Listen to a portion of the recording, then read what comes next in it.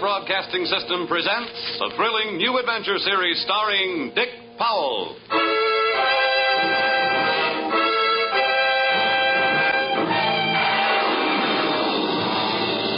I'm an insurance investigator. My name is Johnny Dollar. What? You heard me, Johnny Dollar, and I can pad an expense account with the best of them.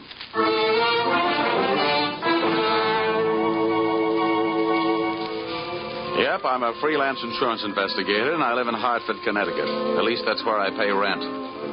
My work sees to it that I really live anywhere, except at home. If you're interested in buying me Christmas presents, I take a size 42 suit. Shirt's 15.5 collar, sleeve length 33. My hat size is 7 1/8, except when I wind up a successful case. Then it runs about 7 3/8. At insurance investigation, I'm just an expert. At making out my expense account, I'm an absolute genius.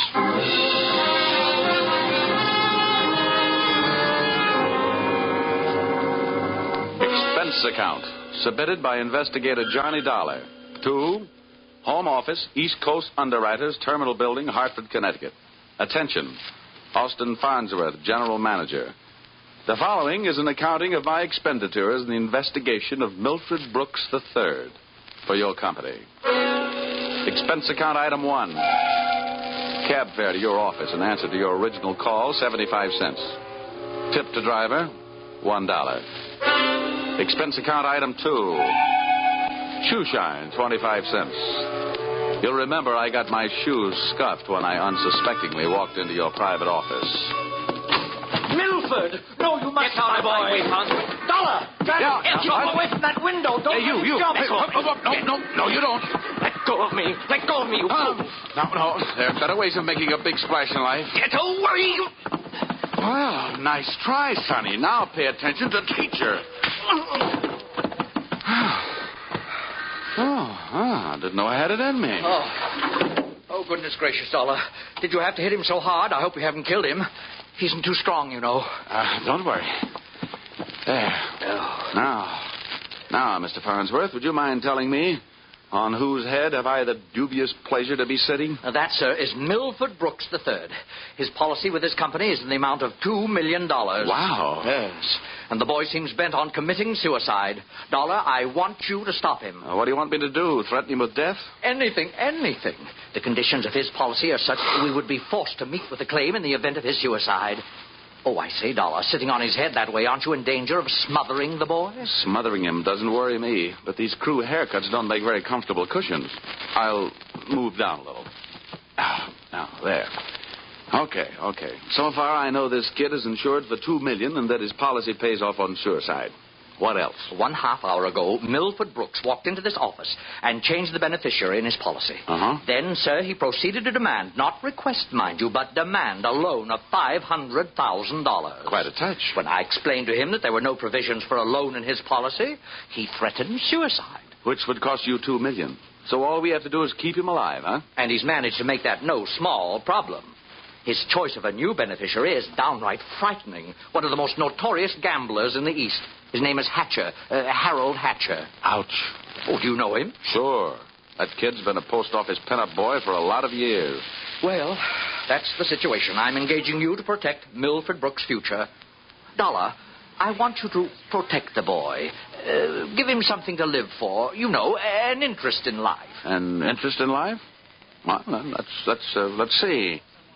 I know here. This should help. What's that you got there? Well, it's what's commonly referred to in the more successful of bachelor circles as my little black book. Oh. Well, now, let's see. Ruby? No. Her favorite expression is drop dead. Bernadine? No. She'd be the new beneficiary by midnight. Oh, dear.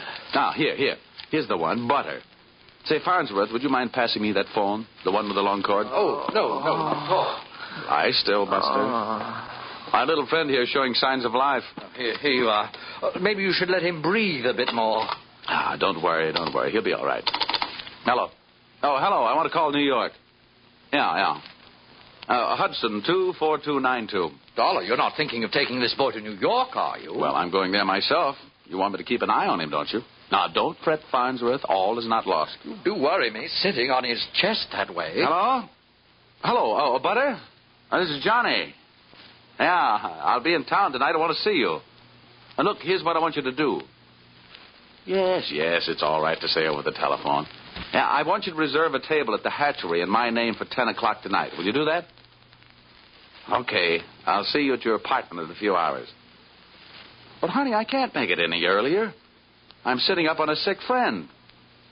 Okay, goodbye. I'm not sure that I agree with your methods. Huh? Ow! What's the matter? Did he hit you? Hit me? He bit me.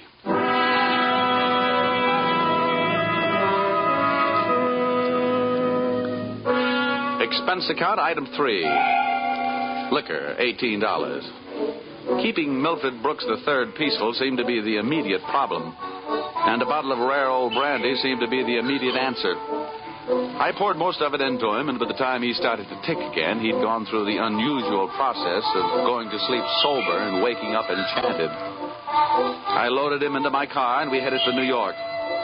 As we passed through New Haven, he opened one eye, looked up, saw the Yale Bowl, and gave 3 cheers for old Eli. Ray, Ray, Ray. Oh, old Yale would sure be proud of you. Why anybody would want to insure you for $2 million is more than I can figure. My daddy loved me very much, and my mother loved me very much. Now, that's nice. And not only that, but I love somebody very much. And not only that, but I hate somebody very much. That's interesting. You know something? Next to one other guy, I hate you more than anybody else. Oh, here, lover boy, it's the cocktail hour again. Time for your bottle.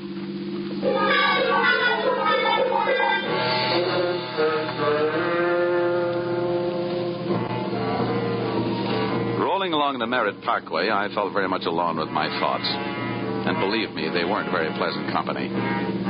The way it stacked up for me, Brooks had built up a fat gambling debt with Harold Hatcher and had been forced into making him his beneficiary. The suicide threat that he was holding over the insurance company was a little tougher to figure, unless he was trying to finance a trip for himself to get away from the man with a murder motive, Hatcher. My hungry little mind nibbled away on those unsavory morsels of food for thought all the way to Butter's apartment.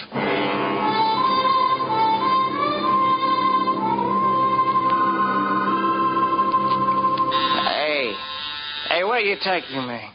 I want to go to New York. If you don't behave, Buster, I'll punch your ticket. Johnny, darling, welcome to New York. Well, that's the fastest trip I ever had. Quiet. Well, where did you find this? In a box of Cracker Jack. Let us in, dear. I don't know about you. Some men bring me flowers, some bring me candy. What do you bring me? A boiled owl and a Brooks Brothers suit. Pleased to meet you. Yeah, let's trot him into the bedroom, honey. You'd look more at home in the bathtub. Let me pull down the cover. All right. Now, come on, Buster. Lie down. Charm. That kid's liquor sure can hold him. How long have you been playing nursemaid to this bottle baby? Get behind that bar, sweet, and I'll tell you all about it. Sure. Horrible examples don't seem to bother you, do they? If you knew how that guy has been bothering me. What did he do to you? Well, let's just say he put the bite on me. Oh, gosh, the river sure does look pretty tonight. Bourbon and soda? Now, please, anything but brandy. I've been sniffing that second hand all the way from Hartford. Butter, see that big boat out there? Mm-hmm. Oh, I sure would like to be on it. With you, sailing off to faraway romantic places. Get with it, darling. That's the 125th Street Ferry. Oh. Here's your drink. Come on now. Tell Butter all about it. So, friend Bourbon and I proceeded to tell her all about it. It wasn't easy. Everything about her kept flagging down my train of thought. The longer she looked at me, the less I wanted of Milford Brooks III, and the more I wanted of beautiful Butter the first, and only. She was a sympathetic listener to my story until I gave her the answer to her first and only question. And where do I fit into all this? Well, baby, I thought you understood. My job is to give this poor misguided boy something to live for. That's you. Well. Now, honey, hold everything. Don't go getting your corn all popped. You misunderstand. I really mean it. I thought if he just got a look at you and realized that things like you exist, why, you'd make any man glad to be alive. Oh, come on now, Butter. Melt a little. I wouldn't let anything happen to you. You know that. Did I hurt you? Oh, no, I'm getting used to it. People have been taking pokes at me all day. I'm sorry. Ah, that's better. You want some more bourbon? I want some more you. Well, help yourself.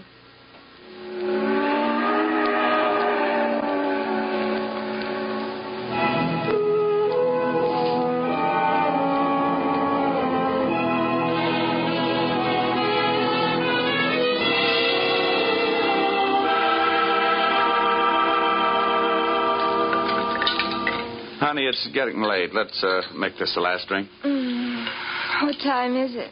Oh, it's 20 to 10. Oh. My reservation at the hatchery is for 10. Here. Thanks. Cigarette? Oh, empty. Some more out in the other room. I'll get them. I'd love to get you on a slow boat to China. Johnny! Oh, I'm coming. He's gone. What? Well, he can't be. But he is. The window's wide open. Oh, the fire escape. What a smart guy I am. Trading 3 drinks of bourbon for $2 million on the hoof. Oh, that's the biggest bar check I ever picked up.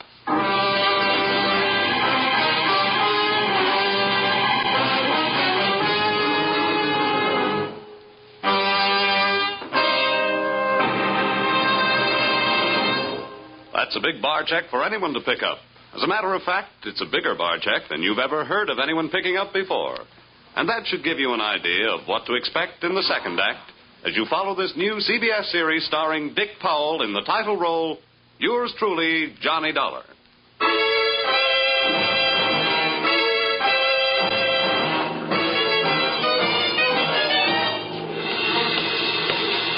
Well, nobody could say I wasn't working fast.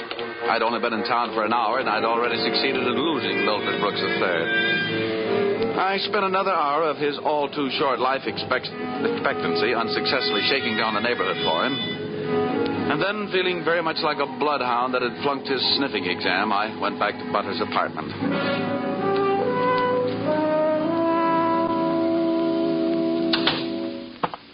No luck, Johnny. Oh, sure, plenty of luck. All bad. Is there anything I can do to help? A kiss for luck. What are you going to do? Nothing. Just a little phone call.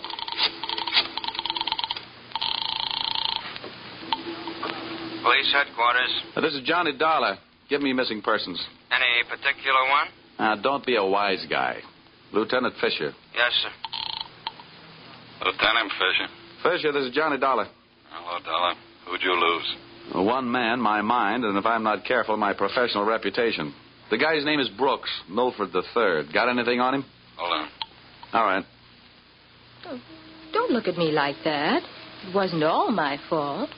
Dollar, Yeah? we haven't found him yet, but we think we know where he is. Huh?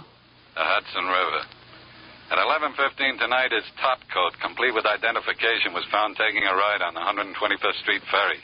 Oh. Anything else? Nothing much. A package of matches was found under the coat, monogram. You don't happen to know anybody whose initials are H.H., do you? H.H.? Yeah. There's always Horace Height. Wise guy. Thanks, Fisher. I'll check back with you later. I'll be. H.H. Harold Hatcher.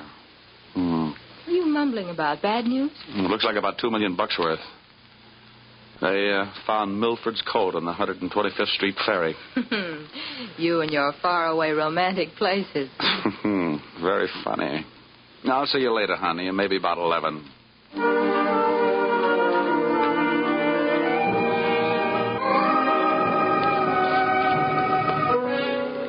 Expense account, item 4. Nightclubs. $28. Harold Hatcher's hatchery was in a cellar under a hotel, but the prices were high enough to rate a penthouse. The club was draped in too much satin, its lady customers in too little. The decor was French provincial, the music was Brazilian, and the food was from Dixie. The drinks looked weak and the waiters looked strong. All in all, the joint was a sight for sore eyes, for making them sore. The only pretty thing in the place was a blonde.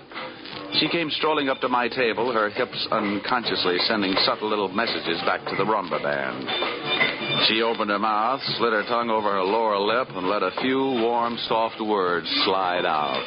Looking for someone? Well, you'll do until the real thing comes along. Sit down. Thanks.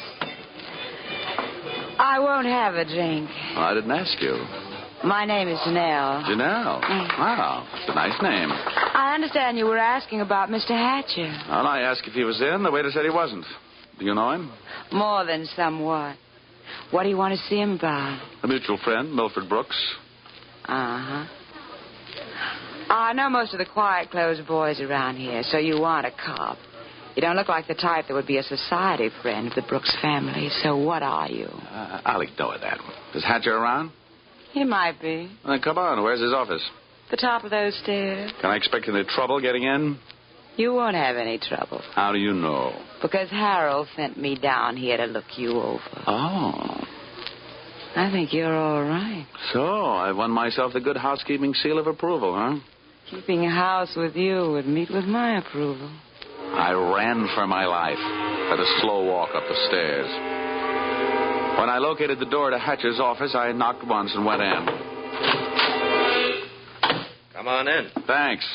So I'm Johnny Dollar. I was hired by East Coast underwriters to protect the interest of a kid named Milford Brooks III. Now, what's that supposed to mean to me? You know him, don't you? Well, he isn't exactly one of my boozing buddies. How much money does he owe you? Yeah, we've got him on the books for a few bob. Why? They picked up his topcoat tonight on the 125th Street ferry. He wasn't in it. It might have been suicide. It might have been a knockover made to look like a suicide. What's your choice? What do you get off asking me about my choice? Where were you between 11 and 11:30 tonight? What's it to you? I thought you might like to rehearse some answers. The law will be asking some questions real soon now. I don't know why I should tell you, but I was driving around in my car getting some air. Oh, now you'll have to do better than that. They found one of your match folders under Brooks' coat. You're out of your mind. Let me ask you. The kid owed me a couple of $100,000. You think I'm going around knocking off my own assets? Hatcher, I don't know whether you're stupid or bright. Don't worry about it. I know. What about that insurance policy? What insurance policy? Now, look, Hatcher, we're big boys. We both know that changing a beneficiary in an insurance policy is a legal transaction. That means witnesses. That means it isn't secret. What are you talking about? That you and East Coast underwriters and I know all know that Brooks made you the beneficiary in his policy and that you stand to come into $2 million when they fish out his body. I don't know anything about it. Motives don't come much bigger. I'm telling you, this is all news to me, and you and nobody else is going to make me move off that story. I feel the same about mine. It doesn't take a genius to know that Brooks didn't love you $2 million worth. There's only one logical reason for his making you the beneficiary. You forced him into it. Who'd believe anything else? Who cares? They'd have to prove it. And brother, that can't be done. Now, how would you... Yeah. Okay, Rocky, thanks for the news. Take the inspector into the bar and buy him a drink. I'll be right down. Dollar, did you turn me in? They're here, huh? Yeah. No, I didn't turn you in. I'm not a cop. Well, come on. Maybe they just want to sell me some tickets to the policeman's ball. For a guy in a hot spot, Hatcher was certainly a cool customer. I followed him out of the office, down the stairs, and back into the club. Janelle was sitting there right where I'd left her. And I thought to myself, now there's a gal who should never sit down. She looks so pretty standing up. Janelle, buy Mr. Dollar a drink. I have to go play 20 questions with some fellas in the bar. Sure, baby. Anything you say. Anything. I'll see you, Dollar. Yeah. How'd you make out? Well, you can never tell about a guy like that. He's a smart boy, strong, silent type. Wouldn't talk, huh? A real close-mouth act. About what? Oh, just a little doodad. $2 million life insurance policy. Wait a minute. That young Brooks kid? That's right. I knew it. Tried to tell him he'd get into trouble, but he wouldn't listen to me. Oh, you knew about it, huh? I suppose you also know what was behind it. Sure, Milford owed him some money. A lot of money. It's in writing. What kind of writing? It's a personal note that Brooks was going to get back if he made Harold beneficiary. Well, where is this note? Do I look like the kind of girl who'd put the finger on her boyfriend? You look like the kind of girl who'd do anything if she wanted to. Thanks.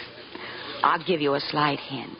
It's in his office. You'll find it in the inside pocket of one of his suits in the wardrobe. What are you waiting for? I'll watch the bar. Nothing, sweetheart. Nothing at all.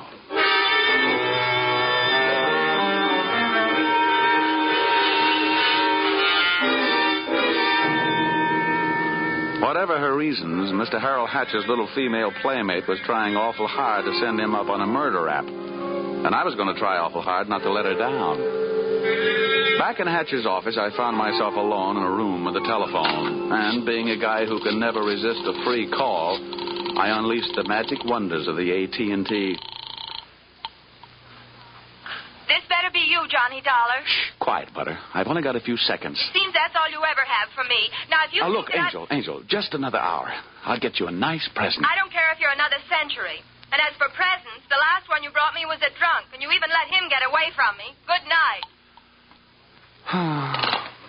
Life presents a gloomy picture ever downward toward the tomb. Having wasted those few precious moments of an already misspent youth, I decided I'd get on my pony before Mr. Hatcher showed up. I found Milford Brooks' personal note in one of Hatcher's suits, all right. As a matter of fact, I found something in all his suits.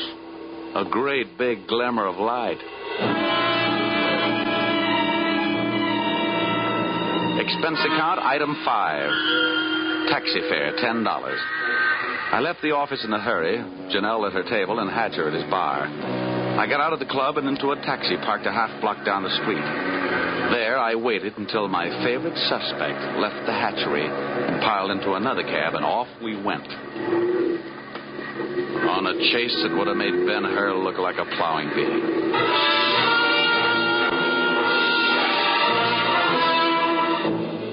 We skidded over to Lexington and headed uptown. At 72nd, the cab turned right and pulled to a stop. My driver was on his toes, and his toes were on his brake.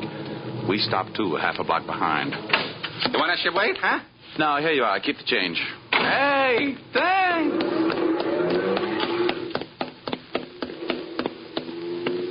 It was a garage that belonged to a residence on the parallel street a block away.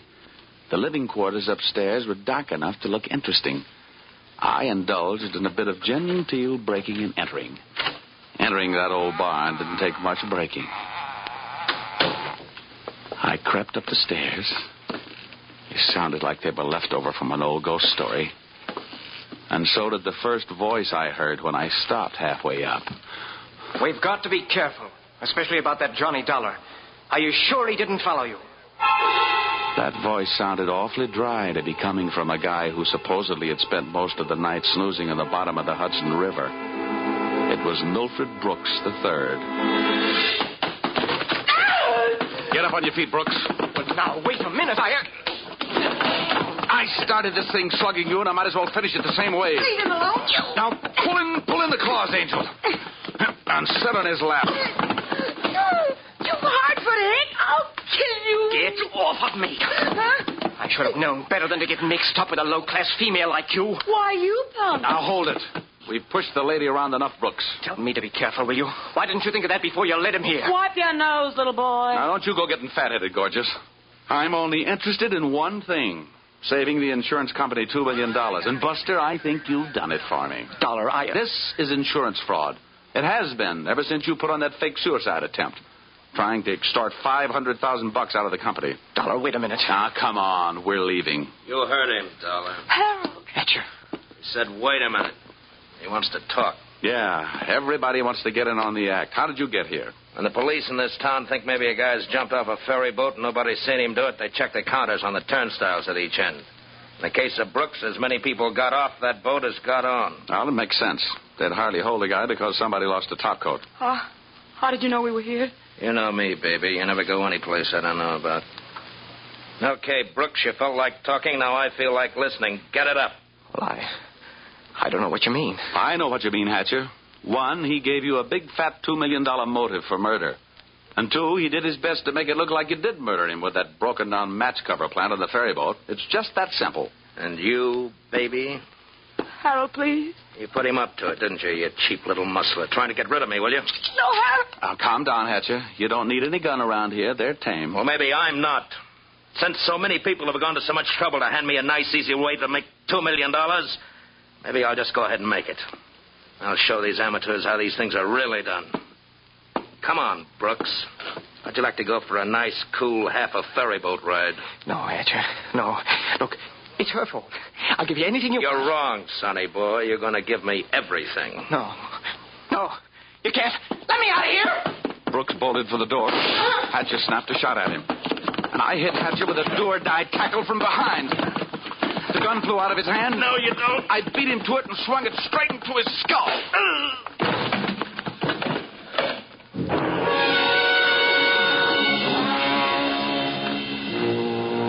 Half the people were lying in the room bleeding.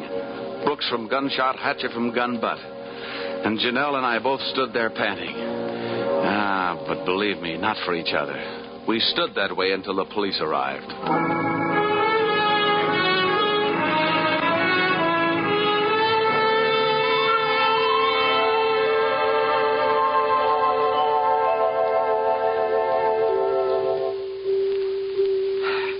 Dollar, it's beyond me. I sent you out to protect the life of a very important policyholder, and now where are we? Standing in a hospital corridor, worrying about whether he's going to live or die. As far as I'm concerned, Mr. Farnsworth, you're only half right. I'm just standing in a hospital corridor. Dollar, you're heartless. If you'd been bitten where he bit me, you wouldn't care if you'd lived or died either. I'm getting out of here. Well, where are you going? It'll be explained in my expense account under miscellaneous expense. Now, don't fall over when you come to an item for $318. $318? For what? Not for what, Farnsworth? For whom?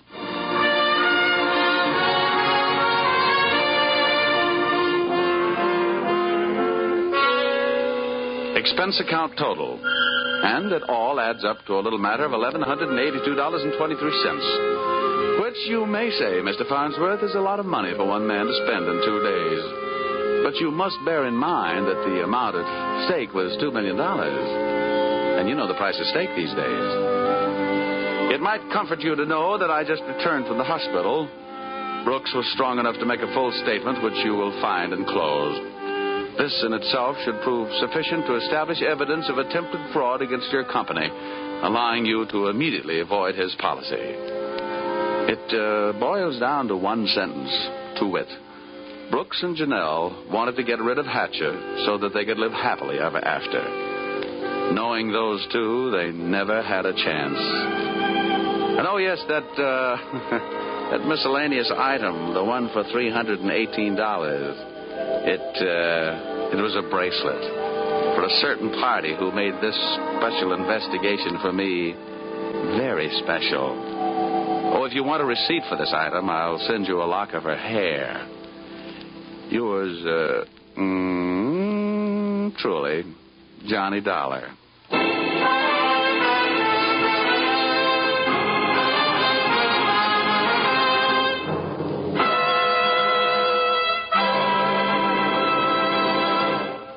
So, with the final signature on his expense account, Dick Powell as Johnny Dollar has just closed the books on his first adventure in this new CBS series.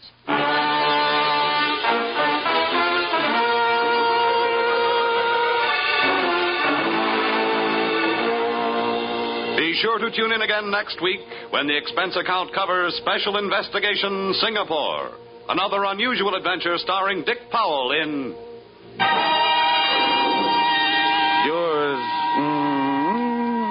truly, Johnny Dollar.